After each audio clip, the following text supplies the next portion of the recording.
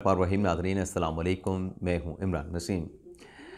नाज़रीन, एक खुफिया मुलाकात की बड़ी ख़बर व्लॉग में आपके साथ हम शेयर करने जा रहे हैं और ये खुफिया मुलाकात की है बानी तहरीक इंसाफ इमरान ख़ान के इंतहाई करीबी साथी ने।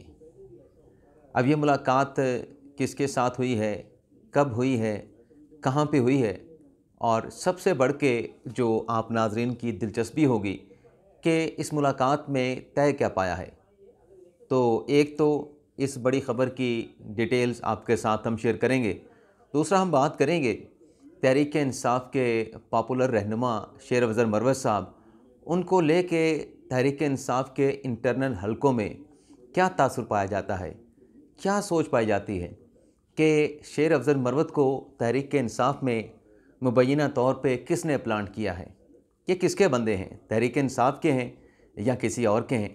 और इसके अलावा भी कुछ दीगर ख़बरें हैं जो पीटीआई की कोर कमेटी का इजलास हुआ है, उसमें थप्पड़ चल जाने की क्या कहानी है, ये भी आपको बताएंगे। लेकिन नाज़रीन, प्रोग्राम का आगाज़ करने से पहले आपसे दरख्वास्त करेंगे उन दोस्तों से जिनकी तरफ से अभी तक हमारे चैनल को सपोर्ट नहीं किया गया, सब्सक्राइब नहीं किया गया, तो प्लीज़ चैनल को सब्सक्राइब कर लें, बेल आइकॉन का बटन प्रेस करें और वीडियो अगर आपको पसंद आती है तो लाइक का बटन भी दबा दें। और अगर आपसे हो सके तो हमारे इस व्लॉग को अपने जानने वालों के साथ, दोस्तों यारों के साथ आप शेयर भी ज़रूर करें। तो मॉर्निंग व्लॉग का जैसा कि हमारा फॉर्मेट होता है कि आज के दिन में अदालती महाज पर कौन से अहम मुकदमात की समाअत होने जा रही है। और नॉर्मली नाज़रीन, जब हम मॉर्निंग फॉर्मेट पे आते हैं कि आज कौन से बड़े इवेंट्स होने जा रहे हैं, कौन से अहम मुकदमात की समाअत होने जा रही है, तो उसमें ज़्यादातर जो मुकदमात होते हैं वो बानी तहरीक इंसाफ इमरान ख़ान या पीटीआई से जुड़े होते हैं। तो आज भी कुछ ऐसी कहानी है। 6 मुकदमात हैं आज इस्लामाबाद हाई कोर्ट में और 6 के 6 बड़े अहम हैं। तो मैं वन लाइनर में इन 6 केसेस की मुख्तसर सी डिटेल आपकी खिदमत में तफसील आपकी खिदमत में पेश कर देता हूँ, बल्कि 7 हैं। एक तो आज इस्लामाबाद हाई कोर्ट में इमरान खान साहब की 190 मिलियन पाउंड ज़मानत के केस की समाअत होने जा रही है। आमिर फ़ारूक साहब हैं और 2 रुकनी बेंच है। एक तो खान साहब की ज़मानत पे समाअत होगी, इसके अलावा साइफ़र केस की समाअत होनी है। और साइफ़र केस में अभी तक, कल आपको पता है कि कोर कमेटी का इजलास हुआ था, उसमें ब्लेम किया गया कि हुकूमत जो है वो चाह रही है, बल्कि उनकी तरफ से ऐसे हथकंडे हुकूमत की तरफ से अपनाए जा रहे हैं जैसे इमरान खान साहब के जो केसेस हैं वो बड़े स्लो पेस पे चल रहे हैं। हालांकि आप नाज़रीन खुद मुझसे ज़्यादा बेहतर जानते हैं कि साइफ़र केस में जो सलमान सफदर साहब दलाइल दे रहे हैं, पहले दिन से लेकर आज के दिन तक 5-6 समातें हो चुकी हैं, मेरिट के ऊपर दलाइल चल रहे हैं। अभी तक सलमान सफदर साहब के दलाइल मुकम्मल नहीं हुए। तो आज भी सलमान सफदर साहब अपने दलाइल जारी रखेंगे। देखते हैं कि आज अल्लाह करे उनके दलाइल कंक्लूड हो जाएँ। इसके अलावा शोएब शाहीन साहब और सलमान कमराज साहब पीटीआई के दोनों रहनुमा हैं। इनकी 2 दरख्वास्तें आज इस्लामाबाद हाई कोर्ट में ज़ेर समाअत आएंगी और ये दरख्वास्तें फार्म 45, 47 और 49 के हवाले से है। तो इस केस में आज क्या होता है, नेक्स्ट व्लॉग में ये डिटेल भी आपके साथ हम शेयर करेंगे। एक और केस नाज़रीन, पीटीआई जो 30 मार्च को इस्लामाबाद में जलसा करने का इरादा रखती है। गो के अब इस इरादे पर भी कुछ यूँ कह लें कि बादल छा चुके हैं कि 30 मार्च को हमने जलसा करना है या नहीं करना। तज़ब्ज़ुब का शिकार पाकिस्तान तहरीक इंसाफ नज़र आती है। लेकिन हाई कोर्ट में आज पीटीआई की जो दरख्वास्त है कि हमें 30 मार्च को इस्लामाबाद में जलसा करने की इजाज़त दी जाए, हाई कोर्ट में इस अहम केस की समाअत होने जा रही है। और गुज़िश्ता रोज़ नाज़रीन कोर कमेटी के इजलास में यह प्रपोज़ल पेश की गई थी कि हमें 30 मार्च को इस्लामाबाद में माह रमज़ान में ये जलसा नहीं करना चाहिए। अगर हमने रमज़ानुल मुबारक में ये जलसा रखा इस्लामाबाद में तो रोज़ों की वजह से लोगों की तादाद कम आएगी, तो हमें ये ईद उल फितर के बाद जलसा करना चाहिए और भरपूर इलेक्शन की धांधली के खिलाफ हमारा जलसा होना चाहिए। तो आप देखते हैं हाई कोर्ट में इस हवाले से क्या समाअत होती है। शीरी मज़ारी साहबा का नाम ईसीएल से निकालने के मुकदमे की भी आज हाई कोर्ट में समाअत होगी इस्लामाबाद हाई कोर्ट में। और गुज़िश्ता रोज़ शीरी मज़ारी साहबा के 14 एटीसी के अदालत से उनके 14 मुकदमात में ज़मानतें मंजूर हुई थी। इसके अलावा नाज़रीन, एक्स की बंदिश के खिलाफ भी आज इस्लामाबाद हाई कोर्ट में अहम जो है वो समाअत होने जा रही है। और आज पीटीआई की जानिब से अदालत को आगाह किया जाएगा, अदालत में रिपोर्ट पेश की जाएगी कि X.com जो है वो उसकी बंदिश क्यों है, कब तक है और कैसे ये सारा मामला हल हो पाएगा। तो आमिर फ़ारूक साहब, chief justice Islamabad high court, इस केस की समाअत करेंगे। इसके अलावा नाज़रीन, अडयाला जेल में आज इमरान खान साहब का जो 190 मिलियन पाउंड का केस है, उसकी आज समाअत होगी। एहतसाब अदालत के जो जज हैं नासिर जावेद राना साहब, वो इस केस की समाअत करेंगे और मज़ीद गवाहों के बयानात इमरान खान और बुशरा बीबी साहब के ख़िलाफ़ जो है वो रिकॉर्ड किए जाएंगे। अब मैंने आपके साथ प्रॉमिस किया था कि जो साइफ़र केस की समाअत हुई है गुज़िश्ता रोज़ इस्लामाबाद हाई कोर्ट में, आज भी हाई कोर्ट में समाअत होनी है। तो कल की समाअत का सबसे अहम नुक्ता क्या था, सिर्फ इतनी सी डिटेल में आप नाज़रीन के साथ शेयर करना चाहूँगा ताकि आपको पता चल पाए कि इस केस में प्रोग्रेस क्या हो रही है, क्या चीज़ें हाईलाइट की जा रही हैं, कौन से नई चीज़ें इस केस में सामने आ रही हैं। तो कल की समाअत में नाज़रीन जो अदालत थी उनकी तरफ से ये पूछा गया कि क्या जो साइफ़र था, जो साइफ़र की ईमेल आई थी बाहर से, क्या वो मौजूद है। तो एफआई के prosecutor justice retired Hamid Ali Khan साहब ने बताया कि जो डी कोडेड और जो कोडेड साइफ़र था उसको ख़त्म कर दिया गया है। जो कोडेड साइफ़र होता है वो पहले ख़त्म कर दिया जाता है और जो डी कोडेड होता है बाद अज़ां उसको भी ख़त्म कर दिया जाता है। तो ये एक अहम नुक्ता था कल की समाअत का। लेकिन अदालत ने पूछा एफआई के प्रोसिक्यूटर से, कभी आप साइफ़र चलें, आप ख़त्म कर देते हैं कोडेड कॉपी को, अनकोडेड कॉपी को, कोई सॉफ्ट कॉपी अपने पास रखते हैं। तो इस पर प्रोसिक्यूटर की जानिब से कहा गया कि हाँ बिल्कुल सॉफ्ट कॉपी तो रखी जाती है। तो अदालत ने ये सवालात उठाए कि जो साइफ़र जिसकी बात की जा रही है, जो एक सफ़े पे ये सारा केस बिल्ड किया गया, ये किसी जगह पे पेश नहीं किया गया, ना ये तफ्तीशी के पास था, ना ये प्रोसिक्यूटर के पास था, ना साइफ़र अदालत के जज के पास था, ना हमारे सामने है कि साइफ़र का मतन क्या था जिसके बारे में कहा जा रहा है कि दुश्मन के साथ ये शेयर किया गया। तो ये कल की समाअत के चंद अहम पॉइंट्स थे। तो आज सलमान सफदर साहब जो हैं मज़ीद इस केस के ऊपर आर्गू करेंगे। तो सबसे जो अहम मतलब एक लैंडमार्क जो इस केस में चीज़ होगी कि सलमान सफदर साहब अपने दलाइल कब मुकम्मल करते हैं। इसके अलावा अब आ जाते हैं कि जो तहरीक इंसाफ की कोर कमेटी का इजलास हुआ है, तो इस कोर कमेटी के इजलास के हवाले से जो अंदरूनी कहानी है वो आपके साथ हम रखते हैं। लेकिन आज इस अंदरूनी कहानी से या कोर कमेटी के इजलास में जो तलखी हुई है, जो तकरार हुई है और फिर थप्पड़ पड़ने की जो कहानी है, इससे हमारी उस खबर की तस्दीक होती है कि तहरीक इंसाफ के अंदर जो इख्तलाफात हैं वो एक लावे की शक्ल अख्तियार करते जा रहे हैं और अभी भी इन मामलात को कंट्रोल ना किया गया तो फिर आप देखिएगा कि ये एक दूसरे को नोचना भी शुरू कर देंगे, एक दूसरे के ख़िलाफ़ महाजराई शुरू कर देंगे, मीडिया पे आके बयान दिए जाएंगे। वैसे तो अभी भी दिए जा रहे हैं, लेकिन अगर इस सिलसिले को रोका ना गया तो फिर ये मामलात बहुत आगे तक जाएंगे और फिर लोग सवाल करेंगे कि ये क्या, ये तो एक मज़ाहमत की सियासत करने चले थे, ये तो इलेक्शन की धांधली के ख़िलाफ़ जो है वो तहरीक चलाने चले थे, इनके तो अपने अंदर से मुख्तलिफ तहरीकें सामने निकल रही हैं, कोई कुछ कह रहा है। बल्कि मेरी कल पीटीआई के अहम सोर्स के साथ बात हो रही थी, मैंने पूछा भी ये मरवत साहब, असद कैसर साहब और पार्टी के बाकी लोग ये सब कुछ क्या हैं। तो उसकी तरफ से कहा गया कि हर बंदे ने अपनी 1.5 इंच की जो है वो मस्जिद बना रखी है। तो मैंने कहा इसका खात्मा, कहता है इसका खात्मा तभी होगा जब खान साहब बाहर आएंगे और पार्टी के मामलात को बाहर आने के बाद बराह रास्त जो है वो खुद संभालेंगे। तो ये कहा गया है। तो अंदरूनी कहानी नाज़रीन ये है कि बल्कि उस सोर्स से जब मेरी बात हुई तो मैंने पूछा कि मरवत साहब जो हर दिन कोई ऐसा स्टेटमेंट दे के कंट्रोवर्सी क्रिएट कर देते हैं या उनके ख़िलाफ़ आपके सोशल मीडिया टीम की जानिब से कोई महाजराई, कोई कंपेन, कोई प्रोपेगेंडा शुरू हो जाता है, तो क्या पार्टी के अंदर क्या सोच पाई जाती है कि मरवत साहब किसके बंदे हैं, किसने प्लांट किया है। तो उसने कहा ये डेफिनेटली ही उनके बंदे हैं, हमें पता है। और इसने कहा ना, बल्कि ये कहा गया कि इनको तो इसलिए रखते हैं कि ये डायरेक्टली अंदर चले जाते हैं, अडयाला जेल में खान साहब के साथ मुलाकात कर लेते हैं। दो तीन ही तो बंदे हैं। पीटीआई के अपने सोर्स ने बताया कि 2-3 बंदे हैं, उसमें बैरिस्टर गौर साहब हैं, मरवत साहब हैं, 1-2 और हैं, जिनको अडयाला जेल में खान साहब से मुलाकात करनी हो तो कोई रोकता नहीं, वो जाते हैं और खान साहब के साथ उनकी मुलाकात करवा दी जाती है। तो मैंने कहा फिर आप इसका कोई बंदोबस्त करें। उन्होंने कहा जी खान साहब को भी सारी चीज़ों का इल्म है और खान साहब कहते हैं चलें लगे हुए तो लगे रहने दें। तो खान साहब कहते हैं इन बातों को बॉदर नहीं करते।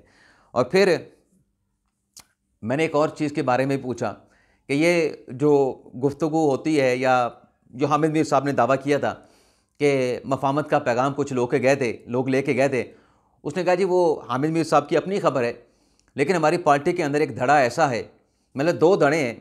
अगर मफाहमत की हम बात करें कि हमें सुलह करनी चाहिए, हमें सोच समझ के चलना चाहिए, हमें मुज़ाहमत नहीं करनी चाहिए, लड़ाई नहीं करनी चाहिए। तो उस पे पीटीआई के सोर्स ने बताया कि दो धड़े हैं, एक चाहता है कि डट के रखा जाए, कोई नीचे लगने की ज़रूरत नहीं और फ्रंट फुट पे आके खेला जाए सियासी मामलात में, और दूसरा ने कहा कि धड़ा ऐसा है जो चाहता है कि नहीं, मामलात उनके साथ बेहतर किए जाएं, बातचीत के साथ आगे बढ़ा जाए। उन्होंने कहा ये चीज़ें भी हमारी पार्टी में मौजूद हैं। अब आ जाते हैं जो कोर कमेटी के इजलास की कार्रवाई हुई है। तो जब नाज़रीन इजलास की कार्रवाई का आगाज़ हुआ, 50 से ज़्यादा लोग जो हैं इस इजलास में शरीक हुए।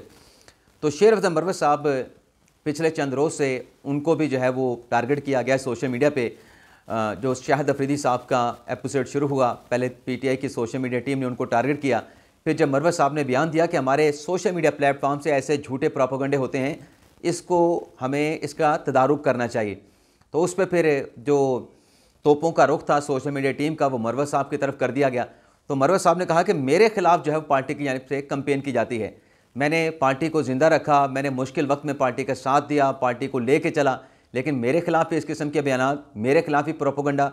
और फिर मरवत साहब ने यह भी कहा कि ये जो हमें सुन्नी इत्तेहाद कौंसिल में हम शामिल हुए और हमें मखसूस नशिस्तें नहीं मिल सकें, पहले तो ये बताया जाए कि वो कौन था जिसने बल्लेबाज को लेके आया और MWM को छोड़ के, मजलिस वहादतुल मुस्लिमीन को छोड़ के ये फैसला किया गया कि हम बल्लेबाज के साथ जाएंगे। तो इस पर उनको आगे से जवाब दिया गया। नियाज़ुल्लाह नियाज़ी साहब जो कि पीटीआई के वकील रहनुमा हैं, सीनियर रहनुमा हैं, उनकी तरफ से बड़ा सख्त जवाब दिया गया कि ये पार्टी के जो कुर्बानी वाले देने वाले लोग थे उनका ये फैसला था। और फिर इस पर तलख कलामी भी हुई, यहाँ तक तलख कलामी हुई नियाज़ुल्लाह नियाज़ी साहब की और शेर अफजल मरवत साहब की, कि मरवत साहब ने उनसे कहा, जो तलख जुमले या जो तकरार होती रही, सख्त जुमलों का तबादला होता रहा, मरवत साहब ने कहा कि तुम बाहर निकलो, मैं तुम्हें बाहर देख लूँगा। तो नियाज़ुल्लाह नियाज़ी खड़े हो गए कि तुम इजलास के बाद बाहर निकलने की बात करते हो, मैं अभी खड़ा हूँ, चलो मेरे साथ, मैं अभी तुम्हारे साथ बाहर जाता हूँ, मैं देखता हूँ तुम क्या कर लेते हो। बल्कि नियाज़ुल्लाह नियाज़ी साहब ने यहाँ तक कहा कि तुम पंजाबी से कहते तू गिजे हैं किसी और दा। तो नियाज़ुल्लाह नियाज़ी साहब ने कहा कि तुम मुझे शोएब शाहीन ना समझना, मैं नियाज़ुल्लाह नियाज़ी हूँ, मैं नियाज़ी हूँ। तो उसके बाद फिर पार्टी के अरकान की तरफ से फिर इस सारे मामले को रफा दफा करवा दिया गया। और जो मीडिया पे खबरें चलती रहीं या जो तासर दिया गया कि कोई थप्पड़ चप्पड़ भी चले हैं, तो ऐसी कोई चीज़ नहीं हुई।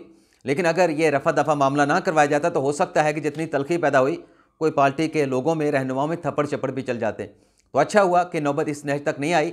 लेकिन अगर इस लावे को इसी तरीके से पकने दिया गया और इख्तलाफात बढ़ते गए, लड़ाइयाँ शिद्दत अख्तियार कर दी गई, तो फिर मेरे ख्याल से आने वाले दिनों में ऐसा खड़ाक भी हो सकता है कि थप्पड़ भी चल जाए।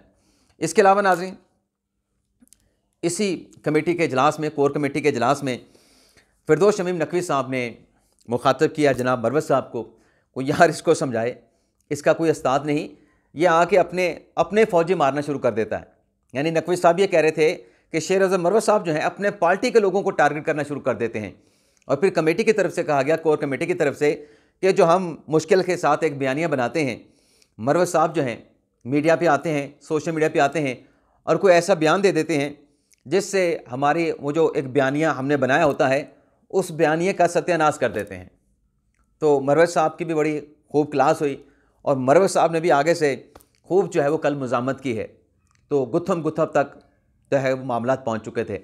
इसके अलावा नाज़रीन, असद कैसर साहब के हवाले से भी खबर सामने आई है कि वो मुतहरक हुए हैं।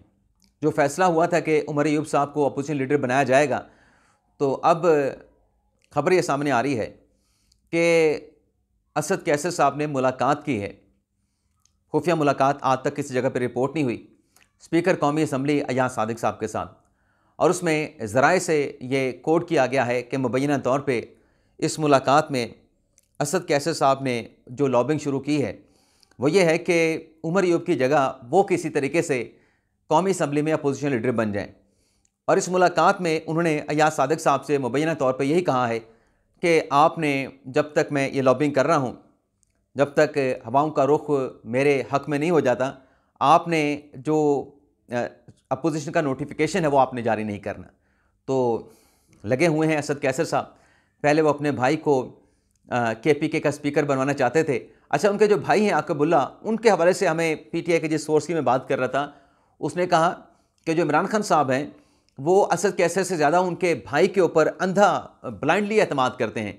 इतना एतमाद करते हैं कि इमरान खान साहब ने जब KPK में वजारतों की तकसीम की बारी आई तो इमरान खान साहब ने अली मीन गंडापुर से कहा कि एक इसको, असद कैसर के भाई को, और दूसरा कोई शकील साहब हैं, मिनिस्टर हैं काबीना में, सूबाई काबीना में KPK की, ये खान साहब समझते हैं कि बड़े ईमानदार लोग हैं। तो इमरान खान साहब ने अली मीन गंडापुर साहब से कहा कि आपने इनको वो वजारतें देनी हैं जहाँ पे पैसा बनता है, और मुझे यकीन है कि ये ईमानदारी के साथ उन दोनों वजारतों को चलाएंगे। यानी PTI के हमारे सोर्स बता रहे थे कि खान साहब इन दोनों अशखास पर इतना एतमाद करते हैं कि इन्हें वो पैसे बनाने वाले, यहाँ पे करप्शन हो सकती है, उन वजारतों में रखा गया है, और इस एतमाद के साथ रखा गया है कि यहाँ वहाँ पर ये किसी किस्म की करप्शन नहीं करेंगे। इसके अलावा ज़ैन कुरैशी साहब को पार्लिमानी लीडर बनाने का फ़ैसला किया गया था कौमी असम्बली में, तो वो ये बेल भी जो है वो मुड़े नहीं चढ़ सकी, और ज़ैन कुरैशी साहब को सपोर्ट है सुन्नी इत्तेहाद कौंसिल की, लेकिन उधर से ज़रा ये बताते हैं कि मुबैना तौर पे जो गौहर अली खान साहब हैं वो पार्लिमानी लीडर जो है वो बनना चाहते हैं। इसके अलावा नाज़रीन, ड्रॉप सीन हुआ है जो कल एचिसन कॉलेज के प्रिंसिपल का जो इस्तीफ़ा आया, माइकल ए थॉमसन का या माइक ए थॉमसन का, तो उसका ड्रॉप सीन ऐसे हुआ है कि रिज़ाइन तो उन्होंने कर दिया और कहा कि 1 अप्रैल तक मैं ये ज़िम्मेदारी सर अंजाम दूँगा। तो अब इस मामले को के सलूशन के लिए जो अता तारर साहब हैं उन्होंने रब्ता किया, जो प्रिंसिपल हैं एचिसन कॉलेज के, और उनसे इस मामले को फाहम तफहीम के साथ हल करने की यकीन दहानी कराई, और उनसे दरख्वास्त की है कि आप अपना इस्तीफ़ा वापस ले लें। और फिर अता तारर साहब ने कहा कि हम इस मामले को इंतहाई खुश सलूबी के साथ बड़े अच्छे अंदाज से जो है वो हल करना चाहते हैं। तो ये मेरे ख्याल से अता तारर साहब ने बड़ा अच्छा किया है, बड़ा अच्छा जेस्चर दिया है कि बजाय इसके कि ये कंट्रोवर्सी आगे बढ़े, उन्होंने इस मामले को संभालने के हवाले से जो है बराह रास्त जो है वो प्रिंसिपल साहब से रब्ता किया है। तो उम्मीद है कि इस मामले का कोई ना कोई हल निकलेगा। इसके अलावा नाज़रीन, सुप्रीम कोर्ट से एक अहम खबर है, जो ताहयात नाहली का फ़ैसला आया था, उस ताहयात नाहली के फ़ैसले के हवाले से अब जो इख्तलाफी नोट था एक, उसमें याहिया अफरीदी साहब का, तो याहिया अफरीदी साहब ने अपना इख्तलाफी नोट जारी कर दिया है। इस इख्तलाफी नोट में नाज़रीन क्या कहा गया है, ये डिटेल भी हमसे ले लें नाज़रीन, ये डिटेल भी आपके साथ हम अभी शेयर करते हैं। मैं ज़रा निकाल लूँ। हाय, टाइपिंग के मामले में बिल्कुल नालायक आदमी हूँ जी। 19 सफ़ात का नाज़रीन याहिया अफरीदी साहब का ये नोट है, और इसमें याहिया अफरीदी साहब ये कहते हैं, पहले तो उन्होंने उमरता बंदियाल साहब का जो आर्टिकल 62 के हवाले से फ़ैसला है, उस फैसले को सपोर्ट किया है, उसकी हमायत की है। याहिया अफरीदी साहब कहते हैं कि मेरी राय में सुप्रीम कोर्ट का नाहली से मुतल्लिक़ साबका फ़ैसला कानूनी तौर पर दुरुस्त है। सुप्रीम कोर्ट का साबका फ़ैसला तयशुदा असूलों और पार्लिमानी सोच का आकाश है। मेरी राय में समीला बलोच केस का फ़ैसला दुरुस्त है और उसमें ताहयात नाहली नहीं थी। आगे वो कहते हैं कि समीला बलोच केस में तय नाहली की मुद्दत इलेक्शन एक्ट में तय 5 साल मुद्दत पे हावी है, यानी आप सिंपल लेजिस्लेशन से इसको ख़त्म नहीं कर सकते। ये आपको बता दें नाज़रीन कि याहिया अफरीदी साहब के मतलब उनकी अपनी राय है। बाकी 7 रुकनी बेंच था, 6 जजेस ने कहा था कि नहीं, कानून आ गया है तो फिर अब नाहली 5 साल की होगी। तो उन 7 रुकनी बेंच में से सिर्फ याहिया अफरीदी साहब ने इख्तलाफ किया था। ये उनका नोट है। आगे वो कहते हैं कि 18वीं तरमीम का जायज़ा लेते हुए मोहतात रहना चाहिए। 18वीं तरमीम सियासी जमातों ने मुतफ़िक़ा तौर पर मंजूर की। समीला बलोच केस के मुताबिक नाहली कोर्ट ऑफ लॉ का डिक्लेरेशन बाकी रहने तक होती है। समीला बलोच केस के फैसले के मुताबिक भी नाहली जो है वो ताहयात नहीं थी। तो ये नाज़रीन आज के दिन का हमारा वीलॉग, आपसे इजाज़त चाहते हैं। अल्लाह ताला हम सब का हामी नासिर और अपनी ढेर सारी दुआ में याद रखिएगा। अल्लाह।